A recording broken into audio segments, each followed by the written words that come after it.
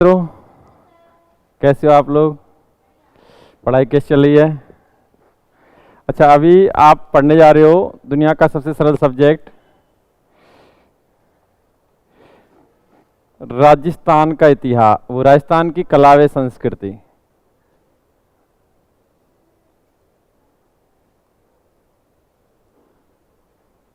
राजस्थान की कला व संस्कृति, बहुत ही सरल सब्जेक्ट, एक ऐसा सब्जेक्ट जो आसानी से याद हो जाता है। हाँ भाई, इस सब्जेक्ट में आपको विगत क्लास में हम एक टॉपिक पढ़ा रहे थे, कंटिन्यू था वो टॉपिक राजस्थान के प्रमुख दुर्ग।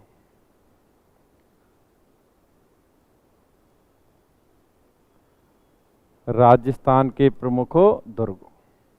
अच्छा, दुर्ग की डेफिनेशन तो आपको बताई गई थी। एक्चुअली दुर्गों का निर्माण किसने करवाया? शासक व सामंतों ने। और दुर्गों का निर्माण किस लिए करवाया गया?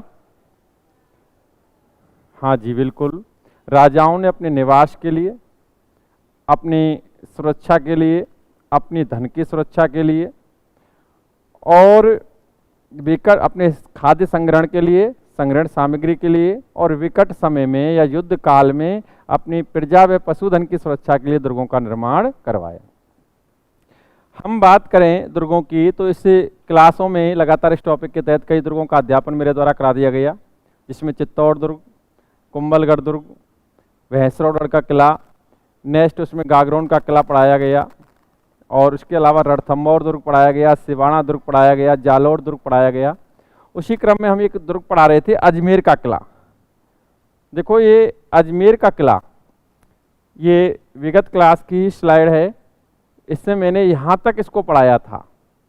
I mean, अजमेर का किला किस जिले में स्थित है, किस श्रेणी को बिलोंग करता है और इसके निर्माता के रूप में किसका नाम आता है? अजयराज। लेकिन मैंने ये भी बताया था कि रेफरेंस में क्वेश्चन पूछा जाए, कर्नल टोड के अकॉर्डिंग निर्माता कौन? अजयपाल। अजयपाल 7वीं सदी में निर्माण करवाया गया, लेकिन अधिकांश इतिहासकार अजयपाल नाम से किसी राजा का उल्लेख नहीं करते हैं, अजयराज को ही अजयपाल बताते हैं और एक्चुअली अजयराज ही अजयपाल था। इसलिए अधिकांश इतिहासकार अजयराज को इसका निर्माता मानते हैं। ये क्लियर है जी? यहाँ तक कोई बात नहीं आई। इसको अन्य नामों से भी जाना गया, इसे कहा गया अजय मेरू दुर्ग, इसे कहा गया तारागढ़ दुर्ग, इसे कहा गया गढ़बीदली, इसे अरावली का अरमान, राजस्थान का हृदय और इसे राजपूताने की कुंजी भी कहा गया। और बिशप हैबर ने इसे कहा था जिब्राल्टर, राजस्थान का जिब्राल्टर या पूर्व का जिब्राल्टर। ठीक भाई, इस पर हमारी विगत समय में चर्चा भी हो गई थी और ये चीजें स्पष्ट भी कर दी गई थी क्यों कही गई। हम बात आगे करते हैं।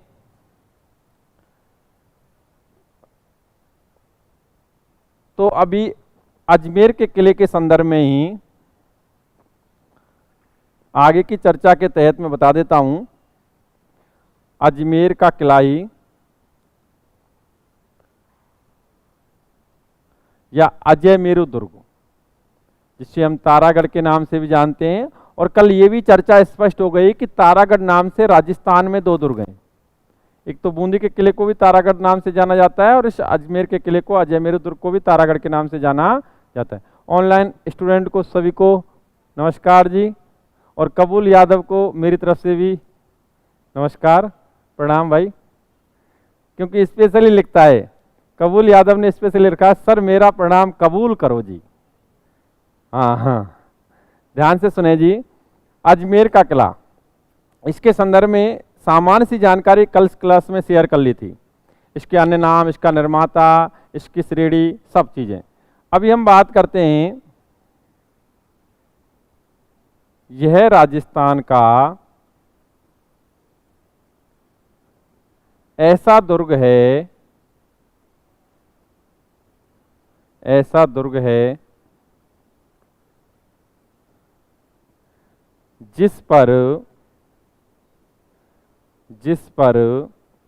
सर्वाधिक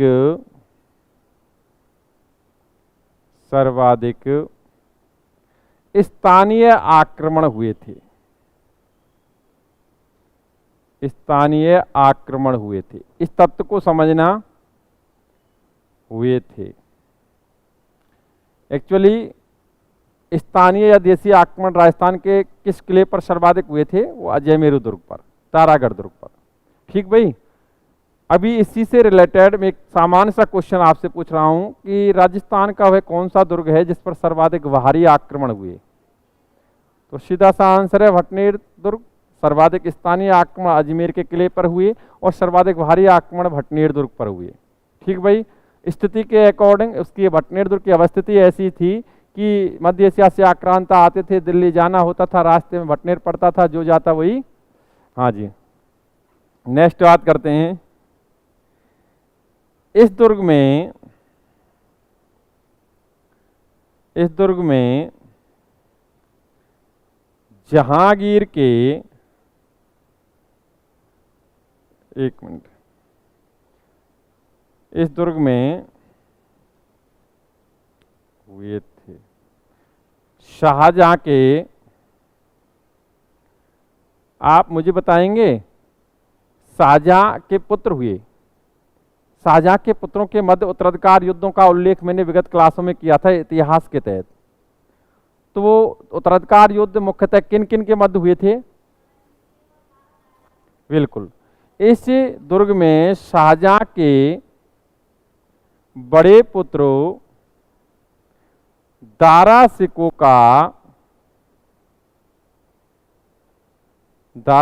का जन्म हुआ था।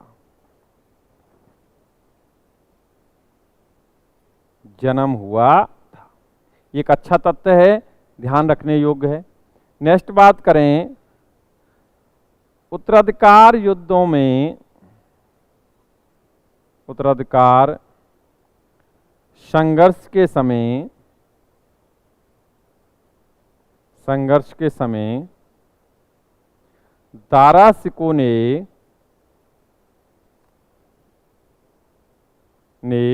इसी दुर्ग में शरण ली थी। इसी दुर्ग में क्या ली थी? शरण ली थी।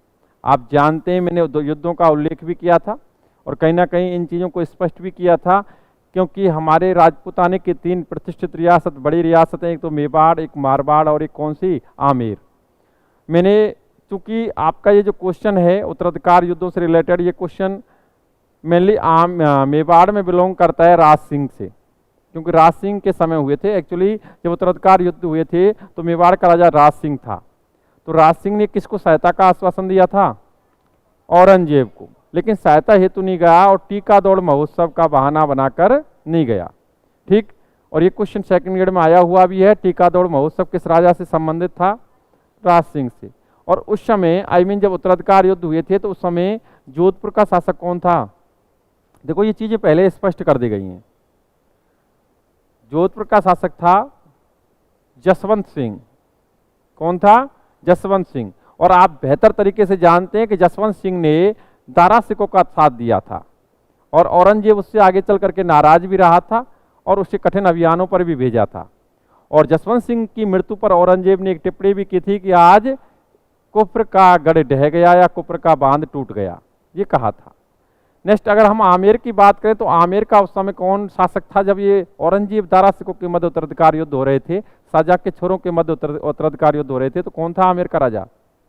देखो हमारे दिमाग में ये चीज फीड होनी चाहिए, क्योंकि कहीं ना कहीं ये क्वेश्चन आपका एक टॉपिक होता है सेकंड ग्रेड फर्स्ट ग्रेड में, राजपूत मुगल संबंध और संघर्ष। तो राजपूत मुगल संबंध व संघर्ष जो पढ़ा जाता है उसमें संघर्ष या संबंध के तहत इस चीज का विशेष उल्लेख किया जाता है। तो उस समय आमेर का शासक था जयसिंह फर्स्ट या मिर्जा राजा जयसिंह।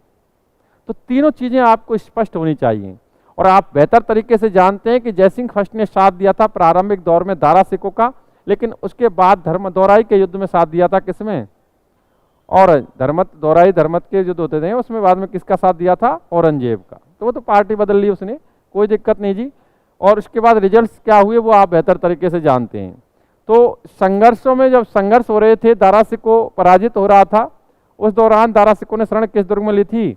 अजमेर दुर्ग में, अजमेर के किले में शरण ली थी और अजमेर के किले में ही दारा सिकों का जन्म हुआ था। ठीक भाई। एक ऐसा दुर्ग जिस पर सर्वाधिक स्थानीय या देशी आक्रमण हुए। नेक्स्ट बात करते हैं, इस दुर्ग में मीरान साहब की दरगाह स्थित है। दरगाह स्थित है। इस दुर्ग में घोड़े की मजार स्थित है। मीरान साहब का ही घोड़ा था। इस दुर्ग में घोड़े की मजार स्थित है। मजार स्थित है।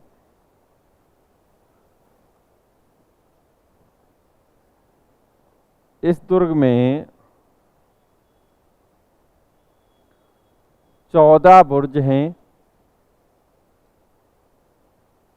नेक्स्ट बात करें तो इस दुर्ग में हिजड़े की मजार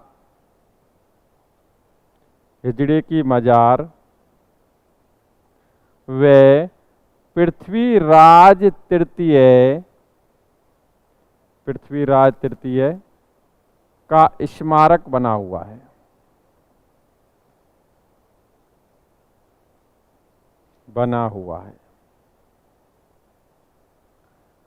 नेक्स्ट बात करें, इस दुर्ग में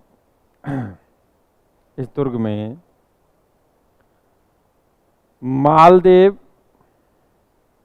या राम मालदेव कह सकते हैं पूरा आप, राम मालदेव कहाँ का था? जोधपुर का शासक रहा राम मालदेव। अपने समय का प्रतापी राजा रहा है। मैंने इसके संदर्भ में बड़ी बातें बताई हैं कि एक ऐसा शासक, बड़ा महत्वाकांक्षी शासक जिसने अपने पिता की हत्या की, और पिता की हत्या के बाद जब ये शासक बना तो इसके अधिकार क्षेत्र में केवल 2 परगने आते थे, लेकिन शासक बनने के बाद इसने बड़ी संख्या में युद्ध किए और बड़ी संख्या में परगनों पर अधिकार कर लिया। ठीक भाई। मालदेव की पत्नी उम्मादे या उन्मादे, जिसे इतिहास में एक और नाम से जाना जाता है, रूठी रानी। रूठी रानी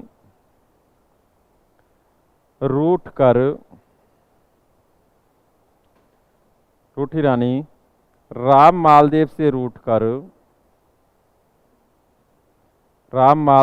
रूठ कर इसी दुर्ग में रही।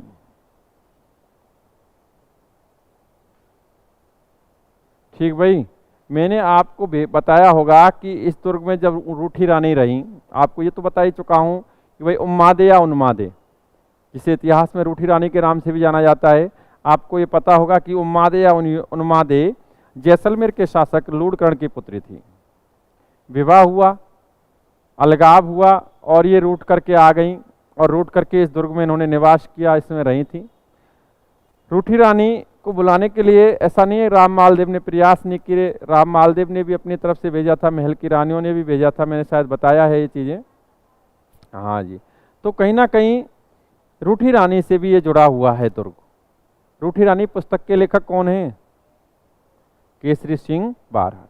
बहुत नॉलेज है, तुम्हें याद है सारी चीज़ें। तो ये जुड़े हुए क्वेश्चन हैं इस अजमेर के किले से, अजयमेरु दुर्ग से, तारागढ़ दुर्ग से। बहुत सरल क्वेश्चन। ठीक भाई। तो अगर हम इनको रिवाइज करें तो देखो, सबसे पहली बात, अजमेर का किला, नाम से ही स्पष्ट हो रहा है अजमेर में स्थित है। इस किले की किस श्रेणी को बिलोंग करता है? गिरिदुर्ग की श्रेणी को बिलोंग करता है। और इसके निर्माता के रूप में नाम आता है अजयराज का, कर्नल टोड के अकॉर्डिंग अजयपाल का। इसको अजयमेरु दुर्ग कहा गया, इसको तारागढ़ कहा गया, इसको गढ़बीदली कहा गया। नेक्स्ट, इसको राजस्थान का हृदय कहा गया, अरावली का अरमान कहा गया, राजपूताने की कुंजी कहा गया, और बिशप एवर ने इसे पूर्व का जिब्राल्टर नाम दिया। इससे दुर्ग की बात की जाए अन्य क्वेश्चनों की, तो इस दुर्ग पर सर्वाधिक स्थानीय आक्रमण हुए। राजस्थान का एक ऐसा दुर्ग है जिस पर सर्वाधिक स्थानीय आक्रमण हुए। इस दुर्ग में दारा सिखों का जन्म हुआ। इस दुर्ग में दारा सिखों ने संघर्ष काल में शरण भी ली थी। नेक्स्ट बात करें तो इस दुर्ग में मीरान साहब की दरगाह स्थित है, घोड़े की मजार स्थित है, इस दुर्ग में हिजड़े की मजार स्थित है, और इस दुर्ग में पृथ्वीराज तृतीय का स्मारक भी बना हुआ है। इस दुर्ग में 14 बुर्ज हैं। इसके अलावा हम देखें तो इस दुर्ग में उम्मादे रूठी रानी ने भी शरण ली थी। उम्मादे या रूठी रानी रूठ करके इसी दुर्ग में रही थी, तो एक्चुअली राम मालदेव की पत्नी थी। ठीक भाई, हम आगे बात करते हैं नेक्स्ट। तो आता है जी एक दुर्ग का नाम नागौर का किला। सुना होगा आपने। देखो एक सामान्य सी जानकारी है, इतने बड़े तत्व नहीं है, मैं तो बस थोड़ा सा अध्यापन यहाँ करा रहा हूँ, बाकी बहुत ही सामान्य सी जानकारियाँ हैं। अभी दुर्ग और भी ऐसे हैं जिनके बारे में बहुत विस्तृत जानकारियाँ अभी उपलब्ध हैं। नागौर का किला किस जिले में? नागौर। अब सुनना, ये किस श्रेणी को बिलोंग करता है? हाँ जी, ये श्रेणी को बिलोंग करता है। एक्चुअली आपकी जो अपनी किताब आती है वो उसकी क्या कहते हैं, हिंदी ग्रंथ अकादमी की, उसमें दे रखी है श्रेणी धानवन। कौन सी? धानवन। ध्यान रखना। नेक्स्ट बात करें इसका निर्माता। तो मैं आपसे एक सरल सा क्वेश्चन पूछूंगा और उसके आधार पर इसका निर्माता भी तय हो जाएगा। मैं आपसे एक सरल सा क्वेश्चन, मैंने आपको पृथ्वीराज तृतीय पढ़ाया। पृथ्वीराज चौहान शासकों का एक प्रतापी शासक, जिसे राय पिथौरा भी नाम दिया गया। पिथौरागढ़ दुर्ग का निर्माता व स्वामी होने के कारण उसे क्या कहा गया? राय पिथौरा। ठीक भाई, नेक्स्ट बात करें तो उसने स्वयं दयाल पुंगल की उपाधि भी धारण की थी। आपको मैंने एक क्वेश्चन और भी पूछा था कि राजस्थान की प्रथम ज्ञात मस्जिद किसे माना जाता है? हाँ, और वो राजस्थान की प्रथम ज्ञात मस्जिद मानी जाती है 2.5 दिन का झोंपड़ा। ठीक भाई, जिसको कन्वर्ट किया था, एक संस्कृत पाठशाला थी जिसको कन्वर्ट किया गया था मस्जिद के रूप में, किसके द्वारा? कुतुबुद्दीन ऐबक द्वारा। भारत की प्रथम ज्ञात मस्जिद कौन सी मानी जाती है? और वो है कुब्बतुल इस्लाम। कुब्बतुल इस्लाम, जो पिथौरागढ़ दुर्ग को ही कन्वर्ट किया गया था मस्जिद में, जिसके संदर्भ में पहले भी कह चुका हूं, और कुतुबुद्दीन ऐबक ने ही कन्वर्ट किया था उसको। कोई दिक्कत नहीं है जी। हम बात करते हैं पृथ्वीराज तृतीय का। जब मैंने प्रारंभिक जो डाटा दिया था, उसका जन्म कब हुआ? 1166 में। अनिल पाटन गुजरात में जन्म हुआ था। 1166 में अनिल पाटन गुजरात में। ठीक, शासक कब बने? 1177 में। आई मीन 11 वर्ष की आयु में ही शासक बन गया था। पिता का नाम सोमेश्वर, माता का नाम कपूरी देवी। ठीक, उसी दौरान मैंने एक जानकारी दी थी कि इसका प्रमुख मंत्री कौन था। जी बिल्कुल सही आंसर आपका, कैमास, कदम्बास, कैलाश या कंबास। ठीक, एक्चुअली कैलाश कंबास आप ये हिंदी ग्रंथ अकादमी किताब में मिलता है, कैमास कदम्बास भी ये नाम मिलते हैं, एक ही बंदे के नाम है। बस थोड़ा सा क्या है कि जब चीज़ें कुछ किताबों में लिखी जाती हैं तो थोड़ा ऊपर शब्दों का अंतर आ जाता है। कैमास, कंबास, कदम्बास, कैलाश एक ही बात है। ठीक है, और उस समय ये भी लिखाया था कि प्रमुख सेनापति कौन था? भुवनमल। ठीक, ये डाटा मैं लिखा चुका हूँ। तो इस दुर्ग का निर्माता सोमेश्वर चौहान का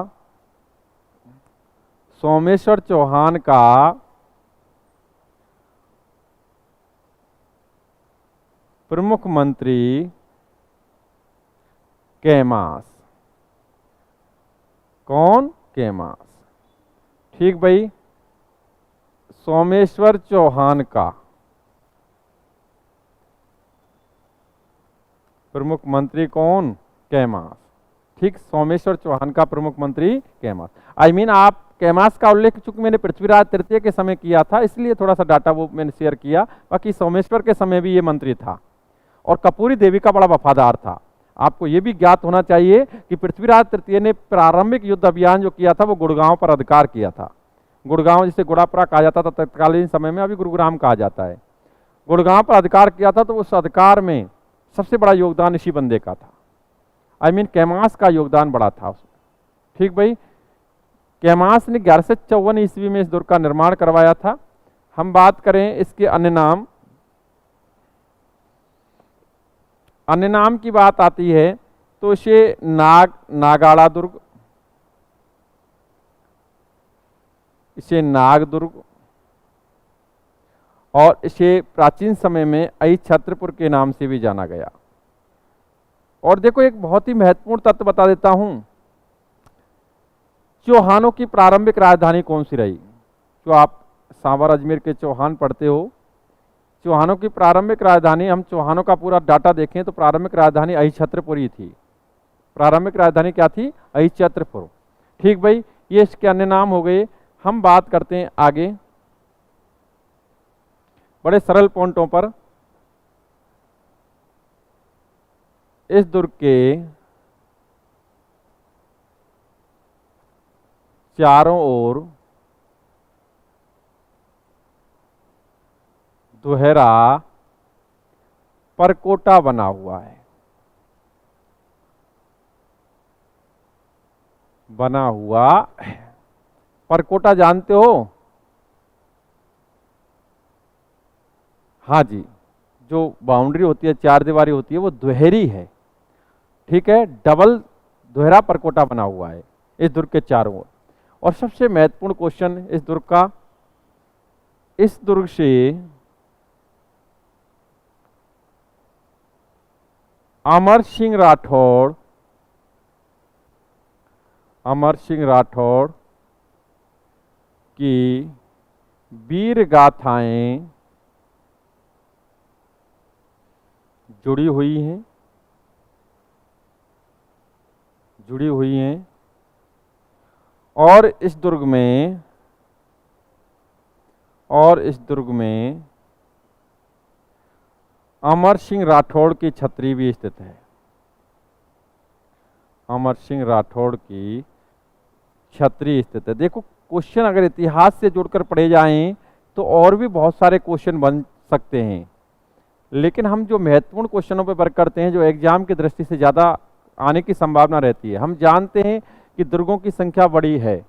राजस्थान में अगर सबसे ज़्यादा दुर्ग किस राज्य में है? महाराष्ट्र में। सेकंड नंबर एमपी आता है, थर्ड नंबर राजस्थान। आप अगर देखें तो श्यामल दास की वीर विनोद के अकॉर्डिंग ही मेवाड़ में 84 दुर्ग बताए जाते हैं। कितने? 84। जिनमें से 32 दुर्गों का किला निर्माता कौन बताया जाता है? राणा कुंभा। तो इसका मतलब जब मेवाड़ में इतनी बड़ी संख्या में दुर्ग हैं, तो राजस्थान में बड़ी संख्या में दुर्ग हैं, जो कुछ नष्ट भी हो चुके हैं आज की डेट में। तो हम सारे दुर्गों का यहाँ अध्ययन करें तो कहीं ना कहीं दुर्ग बड़ी संख्या में हो जाएंगे, टॉपिक बड़ा लार्ज हो जाता है। अब हमें पता है कि हमारे फर्स्ट ग्रेड में, सेकंड ग्रेड में, अदर एग्जाम्स में जब कला संस्कृति से क्वेश्चन आता है, कला से, तो हम देखें तो एक क्वेश्चन दुर्ग से आता है। ठीक है, तो हम जब स्मार्ट वर्क करते हैं तो हमें बस दुर्गों के संदर्भ में उस क्वेश्चन तक पहुंचना है कि जो कि एग्जाम में आने की संभावना ज़्यादा बन जाए। तो हम उन्हीं क्वेश्चनों पे यहाँ वर्क कर पाते हैं। नहीं, आप देखें तो 8 से 10 पन्नों का मैटर तो दुर्ग और महलों का बन जाता है। अब 10 पन्नों में हमें एक क्वेश्चन ढूंढना है तो कहीं ना कहीं स्मार्ट वर्क ही करना पड़ेगा, और उसी के तहत हम वर्क करते हैं। बाकी की रामायण तो इतनी लिखी पड़ी है कि शायद आप देखें तो अथाह है। जब आप सोच सकते हैं कि दुर्गों के नाम पर ही मनोहर शर्मा की इतनी मोटी किताब मिल जाती है। अब एक एक टॉपिक के लिए, एक क्वेश्चन के लिए आप इतनी इतनी मोटी किताब पढ़ेंगे तो आप तो वैसे ही मूड खराब करके बैठेंगे। तो हमें तो सार गर्भित मैटर पढ़ना है, विगत एग्जाम्स का सर्वे करना है, उसी एग्जाम के आधार पर अपने अनुभवों के तहत हमें वो चीज़ें पढ़नी है जो एग्जाम में आने की संभावना ज़्यादा से ज़्यादा बन जाए उनकी। ठीक, वही चीज़ यहाँ वर्क हो रहा है। यहाँ देखें, अमर सिंह राठौड़ की छतरी किस दुर्ग में स्थित है? नागौर दुर्ग में। किस में है? अमर सिंह राठौड़ की वीर गाथाएं किस दुर्ग से जुड़ी हुई हैं? इस नागौर दुर्ग का परकोटा दोहरा है, ये तो क्लियर है। इसके अलावा इस दुर्ग के संदर्भ में इसका निर्माता और इसके निर्माता के अलावा इसके अन्य नाम। नागौर को अहिछत्रपुर के नाम से भी जाना गया। अमर सिंह राठौड़ का नाम सुना होगा आपने। अमर सिंह राठौड़ के संदर्भ में ये कथाएं मैं पहले भी बता चुका हूं। अगर यहाँ हम दोबारा से इसको रिवाइज कराएं, शायद आपने नहीं सुनी, कोई दिक्कत नहीं है। आप अगर देखें तो अमर सिंह राठौड़ को मैं बताता हूँ कौन था। एक जोधपुर रियासत के अंतर्गत, राठौड़ वंश के अंतर्गत एक शासक हुआ गज सिंह। गज सिंह शासक हुआ। एक्चुअली अगर हम राजपूताने का अध्ययन करें, राजस्थान के इतिहास का अध्ययन करें, तो हमें एक चीज़ दिखाई देती है कि सर्वाधिक वैश्य या पासवानों का जो प्रभाव रहा था वो सर्वाधिक जोधपुर रियासत पर रहा। किस रियासत पर रहा? और जोधपुर के बाद रहा जयपुर रियासत, आमेर रियासत। कोई बात नहीं जी। गज सिंह के 2 छोरे हुए हैं। कितने? मैं यहाँ नॉर्मली डाटा बता देता हूँ। गज सिंह के 2 छोरे, गज सिंह राठौड़ है, जोधपुर रियासत से रिलेटेड है। इसका बड़ा बेटा था अमर सिंह राठौड़। अमर सिंह राठौड़। और इसका छोटा बेटा जसवंत सिंह। जसवंत सिंह निश्चित रूप से दोनों ही का आकलन किया जाए तो दोनों ही योद्धा थे। अच्छा, जसवंत सिंह अच्छा शासक सिद्ध हुआ, अमर सिंह राठौड़ भी एक योद्धा के रूप में जाना जाता है। हम अगर देखें तो गज सिंह के बाद अगर इतिहास पढ़ें जोधपुर के राठौड़ों में, तो शासक बना था कौन? जसवंत सिंह शासक बना था। कौन शासक बना था? जसवंत सिंह। ठीक भाई, निश्चित रूप से जसवंत सिंह का कार्यकाल अच्छा रहा। जसवंत सिंह के संदर्भ में यह भी बताया जाता है कि इसने औरंगजेब की कट्टरता का विरोध भी किया था। क्योंकि औरंगजेब जिसने हिंदू धर्म को सर्वाधिक नुकसान पहुंचाया, मैं नहीं कह रहा हूं, किताबें कहती हैं, क्योंकि इसने एक आदेश पारित किया था 1669 में कि हिंदू मंदिर, मूर्ति और पाठशालाओं को तोड़ दो। इसी क्रम में बहुत सारे हिंदू मंदिर, मूर्ति, पाठशालाओं को नष्ट किया गया था। इसने औरंगजेब की कट्टरता का विरोध करते हुए जसवंत सिंह ने कहा था कि यदि औरंगजेब एक मंदिर तोड़ेगा तो मैं 100 मस्जिद तोड़वाऊंगा। तो कहीं ना कहीं ये उस समय इसकी वीरता को प्रदर्शित करता है कि भाई इस प्रकार ये बंदा हिंदू धर्म का संरक्षक था और कहीं ना कहीं औरंगजेब से भी टक्कर लेने की क्षमता रखता था। इसने तारासिकों का साथ दिया था उत्तराधिकार संघर्षों में। अमर सिंह राठौड़ की हम बात करें तो अमर सिंह राठौड़ एक महान योद्धा के रूप में जाना जाता है। अमर सिंह राठौड़ भी उतना ही योग्य था, ज्येष्ठ पुत्र था इसका गज सिंह का, और कहीं ना कहीं राजगद्दी का दावेदार था ज्येष्ठ पुत्र होने के नाते। लेकिन उसके बाद भी गज सिंह ने इसको इग्नोर किया और गज सिंह ने अपने छोटे बेटे को उत्तराधिकारी बनाया। इसमें रोल रहा मेनरी अनारा बेगम का। किसका रहा? अनारा बेगम जो एक पासवान थी, उस अनारा बेगम का ही रोल रहा, क्योंकि अनारा बेगम का गज सिंह पर बड़ा प्रभाव था। बताया जाता है कि कुछ किताबों पढ़ने को मिलता है कि जब गज सिंह और अनारा बेगम बैठे हुए होते थे और उस स्थिति में यदि जसवंत सिंह आता था तो जसवंत सिंह इस अनारा बेगम का बड़ा सम्मान करता था। अनारा बेगम जब उठकर के चलने लगती थी तो अनारा बेगम की जूतियां उसके सामने रख देता था जसवंत सिंह, ठीक, कि पहनो और आप, मतलब सम्मान ही है, इतनी बड़ी बात। लेकिन अमर सिंह राठौड़ इस कंडीशन में यदि एंट्री करता था महल में तो अमर सिंह राठौड़ इसकी तरफ मुंह फेर करके चला जाता था। अमर सिंह राठौड़ इस अनारा बेगम का सम्मान नहीं करता था और इसी का लाभ मिला जसवंत सिंह को। अनारा बेगम के प्रभाव में आकर गज सिंह ने अपने छोटे बेटे जसवंत सिंह को अपना उत्तराधिकारी घोषित किया और उस दौरान अमर सिंह राठौड़ चला गया था किसकी सेवा में? शाहजहां की सेवा में, शाहजहां के दरबार। शाहजहां ने इसको सम्मान दिया, शाहजहां ने इसे मनसबदारी दी, शाहजहां ने इसे 3000 मनसब प्रदान किया और नागौर का परगना भेंट में दिया। नागौर का शासक बन गया ये बंदा। शाहजहां के दरबार में रहते हुए मनसबदारी प्राप्त करके शाहजहां की सेवा में लगा हुआ था। ये योद्धा था, इसका सम्मान होता था। इसके संदर्भ में बताया जाता है कि किसी के आगे सिर नहीं झुकाता था। अगर हम पूरी कथा का आकलन करें तो आपको बता दें हम कि उस समय शाहजहां के दरबार के अंतर्गत ये सेवाएं अपनी प्रदान कर रहा था मनसबदार के रूप में। और मनसबदारों का मुखिया आप जानते हैं, मुगल प्रशासन जब आप पढ़ते हैं तो मुगल प्रशासन में मनसबदारों का मुखिया क्या कहलाता है? मीर बख्शी पद का नाम है, मीर बख्शी पद का नाम है। और तत्कालीन समय में मीर बख्शी पद पर बैठा हुआ था सलावत खां, शाहजहां का साला सलावत खां। कहीं ना कहीं देखो ये पद बड़ा, बहुत ही प्रतिष्ठित पद, बड़ा पद था, तो इसे अपने किसी करीबी आदमी को ही दिया जाता था। शाहजहां का साला सलावत खां इस पद पर बैठा हुआ था। आपने एक युद्ध पढ़ा होगा इतिहास में, राजस्थान के इतिहास में, मतीरे की राड़, बड़ा चर्चित युद्ध मतीरे की राड़। इसके संदर्भ में किंवदंतियां भी प्रचलित हैं कि भाई जैसे कि ये युद्ध हुआ था बीकानेर और नागौर रियासत के मध्य। बीकानेर का शासक कर्ण सिंह था, नागौर का कौन? ये अमर सिंह। संघर्ष हुआ था जिसका कारण ये था कि भाई दोनों की सीमाएं लगती थी, खेत लगते थे किसानों के, खेत में मतीरा की पेड़ बोए गए, रोपे गई बेल, वो दूसरे में क्रॉस कर गई, वहाँ मतीरा लगा, उसके ऊपर वो कहने लगा ये मेरा मतीरा, ये कहने लगे भाई हमारा मतीरा। इसी तरह इस किसानों में संघर्ष, किसानों से सैनिकों में संघर्ष और एक बड़ा युद्ध का रूप ले लेता है। ठीक, बताया जाता है कि जब इस प्रकार यहाँ युद्ध की स्थिति बनी हुई थी तो उस समय अमर सिंह राठौड़ ने छुट्टियां मांगने का प्रयास किया, शाहजहां से छुट्टियां मांगने का प्रयास किया। अब ये अमर सिंह राठौड़ इससे छुट्टियां मांगेगा शाहजहां से तो पहले अपने अधिकारी से कहेगा। ये मीर बख्शी से मिला। मीर बख्शी कौन? सलावत खां। सलावत खां से कहा कि भाई मुझे छुट्टियां चाहिए, मैं जाना चाहता हूं, मेरे यहाँ पर इमरजेंसी है। ठीक, तो उस स्थिति में सलावत खां ने कहा कि ठीक है मैं बात करता हूं शाहजहां से। बताया जाता है कि कई दिन निकल गए, लेकिन सलावत खां ने कोई रिप्लाई नहीं दिया, क्योंकि सलावत खां इससे चिढ़ता था। अमर सिंह राठौड़ का सम्मान होता था, योद्धा था। अमर सिंह राठौड़ इस सलावत खां की चापलूसी नहीं करता था और सलावत खां को इतना सम्मान भी नहीं देता था। उसके नेचर से ये जानता था अमर सिंह राठौड़। अब इसीलिए चिढ़ता था सलावत खां से। कई दिन निकल गए, छुट्टियां जरूरी थीं। बताया जाता है कि एक दिन शाहजहां का दरबार लगा हुआ था, सभी मंत्रीगण अधिकारीगण बैठे हुए थे। अचानक एंट्री होती है किसकी? अमर सिंह राठौड़ की। अमर सिंह राठौड़ एंट्री करता है। जैसे ही एंट्री करता है तो बताया जाता है सलावत खां अपनी गद्दी से खड़ा होता है और इसको गंवार कह देता है। गंवार जिसका अगर देखें तो ग्रामीण अर्थ होता है, बाकी ये गाली के रूप में भी मानी जाती है। एक योद्धा से इस प्रकार की भाषा बोलने के कारण अमर सिंह राठौड़ उसी स्थिति में उसी दौरान अपनी कटार से इसका गला काट देता है। सलावत खां की तरह हत्या कर देता है। सोचो सोचो आप लोग, हिंदुस्तान का बादशाह, उसी का भरा दरबार और उसी के सामने, उसी के दरबार में और उसी के साले की, सोचो साला जो दुनिया का सबसे खतरनाक प्राणी होता है उसी के साले की हत्या करना कितनी बड़ी बात थी। सोचो आप, कितनी बड़ी बात।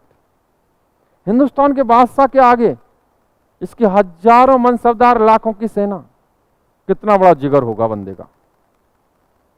काट दिया। अब देखो, अचानक कोई बड़ी घटना अप्रत्याशित रूप से घटित हो जाए तो आदमी स्तब्ध रह जाता है। ठीक, स्तब्ध रह जाता है, सन्न रह जाता है, बड़ी घटना एक संग हो जाए तो।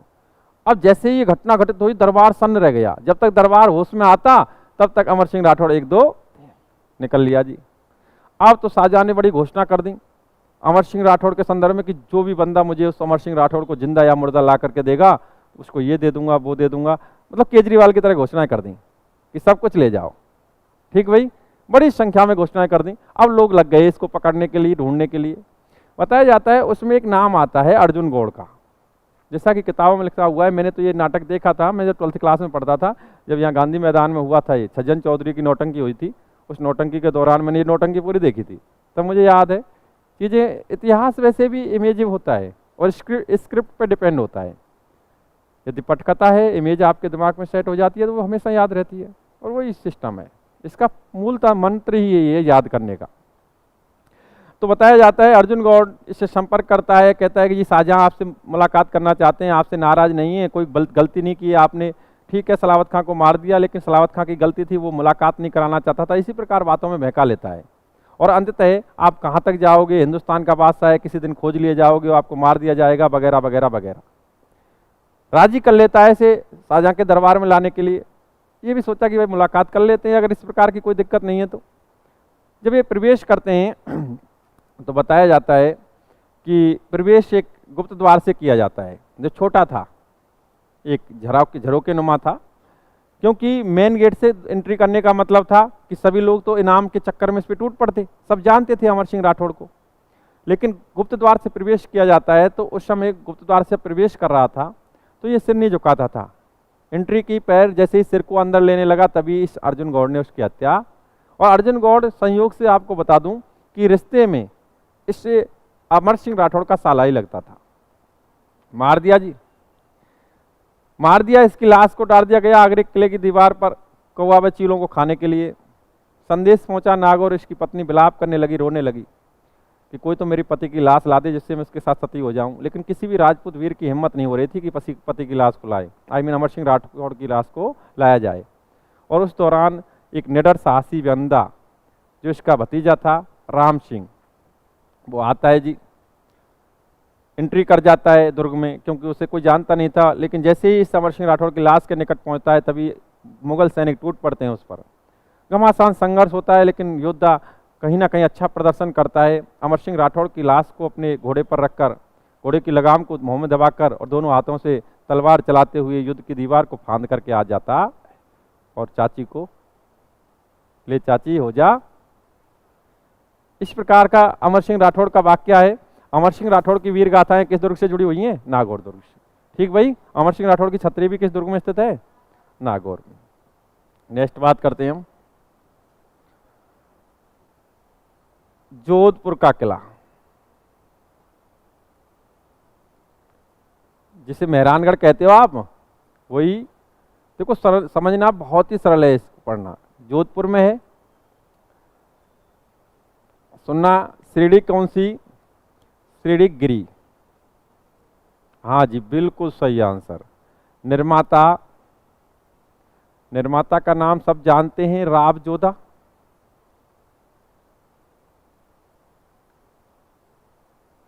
कौन? राव जोधा। 1459 नीम रखी गई 1459 में। ठीक भाई। राव जोधा निर्माता के रूप में पढ़ा जाता है, सब जानते हैं। और ये भी सब जानते होंगे, इस दुर्ग के निर्माण में इसकी नींव में किसकी बलि दी गई? राजिया भाभी की। भाभी की। ठीक भाई, राजिया भाभी की। बहुत नॉलेज है, भाभी ना है, भाभी है। बिल्कुल, भाभी की बलि ना देनी। अच्छा, मैं लिख देता हूं, लिखना तो भाभी है, पर ये देखो लगा देना है।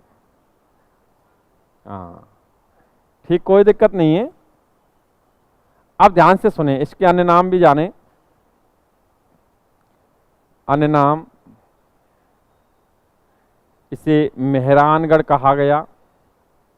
अच्छा, बड़े आकार का होने के कारण इसे क्या नाम दिया गया? मेहरानगढ़। इसे मयूर ध्वजगढ़ कहा गया। मयूर ध्वजगढ़। इसे गढ़ चिंतामणि कहा गया।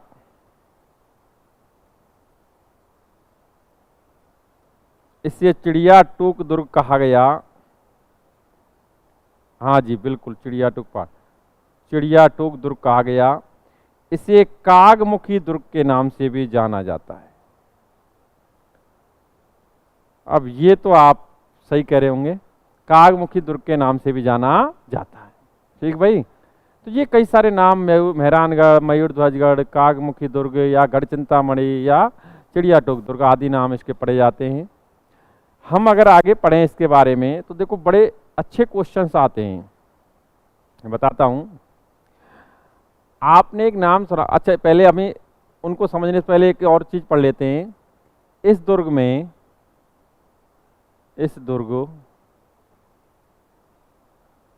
के निर्माण के समय,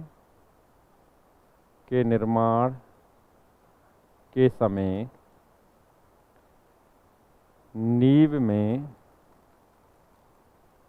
राजिया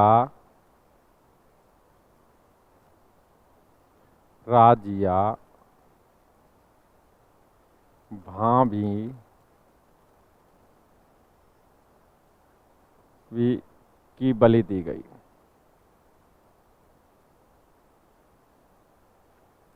ठीक भाई, मैं ये चीज स्पष्ट कर चुका हूं, ये आपकी सुजस किताब में भी लिखा हुआ है, मनोहर शर्मा की किताब में भी, हिंदी ग्रंथ अकादमी किताब में भी यही नाम लिखा हुआ है, राजिया भाभी। अगर मेहर नामक व्यक्ति कहते हैं तो ये थोड़ा गलत है, मेरा मानना है ये तथ्य नहीं सही है, नहीं है। नेक्स्ट बात करें इस दुर्ग के बारे में, तो इस दुर्ग में स्थित तोपें, कुछ तोपें इस दुर्ग में रखी हुई हैं, जैसे किलकिला, शंभू बाण, गजनी खां और भवानी।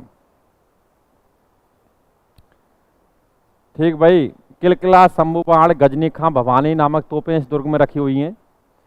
हाँ, अब गजक तो गजक की खावेगी तू, मैंने तो ना सुनी। कोई दिक्कत ना, कल ढूंढ लियो, अब कोई दिक्कत ना है। हाँ भाई, ध्यान से सुने। नेक्स्ट बात करें तो एक नाम आता है रुडयार्ड किपलिंग। हाँ बिजली है, बिल्कुल है, पर महत्वपूर्ण तोपें हैं जो उनका नाम लिखा है मैंने। रुडयार्ड किपलिंग नाम सुना है कभी? बताओ कैसे सुने हो? अच्छा, रुडयार्ड किपलिंग का नाम तुमने एक,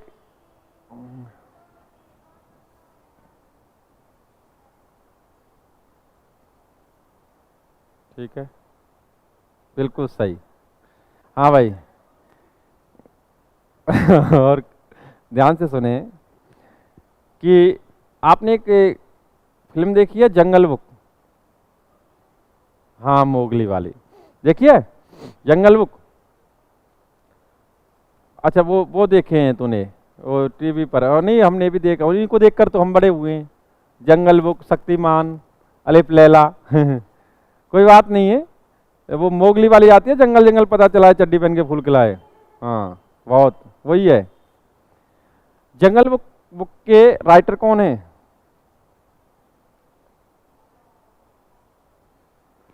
एक्चुअली मैं ये फिल्म देख रहा था तो उस समय राइटर का नाम आता है रुडयार्ड किपलिंग, राइटर है उसी बुक के। ठीक है, तो कोई दिक्कत नहीं। रुडयार्ड किपलिंग ने इस दुर्ग के बारे में कहा, इस दुर्ग के बारे में कहा,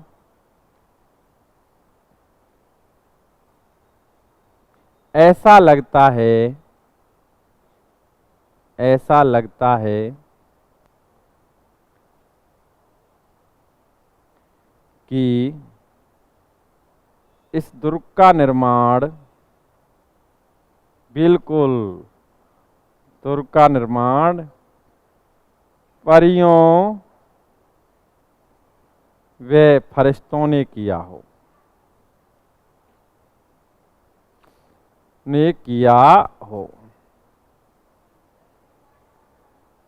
हाँ जी, हाँ, तुम्हारी चर्चा बाद में हो सके, यहाँ ध्यान दो।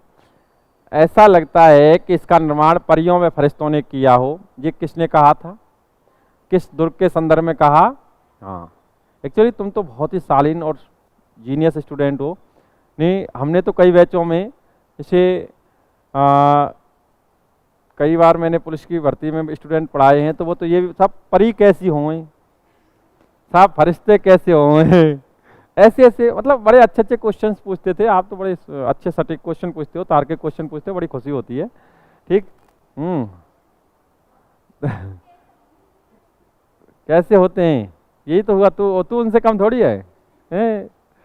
ठीक है अच्छा, क्वेश्चन आपका है कि परी और फरिश्ते कैसे होते हैं? बहुत ही अच्छे होते हैं। ठीक, कहीं ना कहीं ऐसे होते हैं जो अपने द्वारा कुछ भी कर सकते हैं, उनको अलौकिक शक्तियां प्राप्त होती हैं।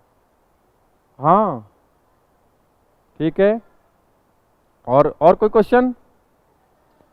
आप ध्यान से सुने, मैं आपसे क्वेश्चन पूछता हूं, आपसे क्वेश्चन पूछता हूं, बड़ा सरल क्वेश्चन, हमारे ऑनलाइन स्टूडेंट भी आंसर दे सकते हैं कि ऐसा किस दुर्ग के बारे में कहा? रुडयार्ड किपलिंग ने कहा है, रुडयार्ड किपलिंग ने ऐसा राजस्थान के किस दुर्ग के बारे में कहा कि ऐसा लगता है कि इसका निर्माण भूतों ने किया हो?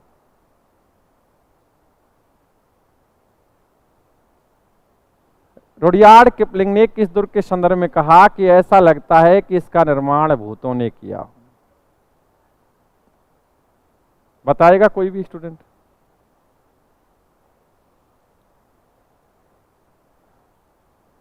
पढ़ाई करें, ध्यान दें। नहीं पता किसी को? आंसर है बूंदी का किला। हाँ, तो सही है, सोच रहे हो। ठीक है, पहले ये नोट कर लो क्योंकि मैं टाइम देख रहा हूँ। ठीक भाई, क्यों 5-7 मिनट रही हैं वैसे नोट करने के मैटर में। पहले ये सारी चीज़ें आपको नोट करनी पड़ेंगी, उसके बाद आगे बढ़ेंगे। आज, अरे ये तो पीछे का आ गया। अच्छा, ठीक भाई, नोट करो।